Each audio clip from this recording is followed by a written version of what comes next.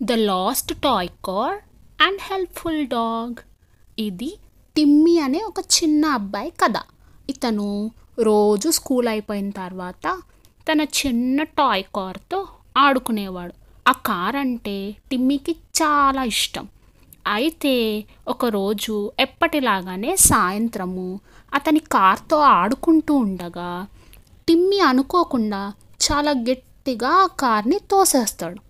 దానితో ఆ కారు పొదలలో ఇరుక్కుంటుంది. అతను ఆడుకునేటప్పుడు దాన్ని అనుకోకుండా అలా ఇరికించేయడం వల్ల జరిగిపోతుంది. అతను ఏం చేస్తాడంటే దాన్ని గట్టిగా బయటకి లాగడానికి ప్రయత్నిస్తాడు. కానీ టిమ్మీ ఎంత ప్రయత్నించినా ఆ టాయ్ కార్ బయటికి రాదు.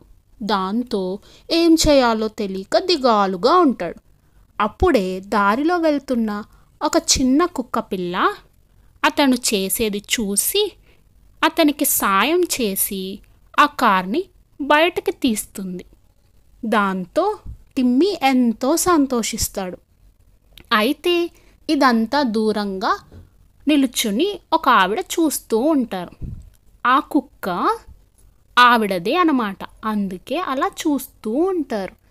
అయితే టిమ్మీ ఆవిడ దగ్గరికి వెళ్ళి ఇది మీ డాగేనా అని అడుగుతాడు. అవును అని చెబుతుంది. మీ డాగ్ నాకు చాలా హెల్ప్ చేసింది, నా కార్ని బయటకు తీసిందని చెబుతాడు. సంతోషించి టిమ్మీతో ఆ డాగ్ కొంచెం సేపు ఆడుకుంటుంది. అంతేకాదు మరుసటి రోజు టిమ్మీతో పాటు ఆడుకోవడానికి బయటకి వస్తుంది. అలా అప్పుడప్పుడు ఆ కుక్క టిమ్మీ వాళ్ళ ఇంటి దగ్గరకు కూడా వెళ్ళి టిమ్మీతో కలిసి సరదాగా ఆడుకుంటుంది. అనుకోకుండా కొన్ని సందర్భాలలో ఇలా మనకు స్ట్రేంజర్స్ ఫ్రెండ్స్ అయిపోతారన్నమాట. అందుకే మనం ఎప్పుడూ ఎక్కడి నుండి సాయం వస్తుందో అని ఎదురు చూడాల్సిన పని లేదు.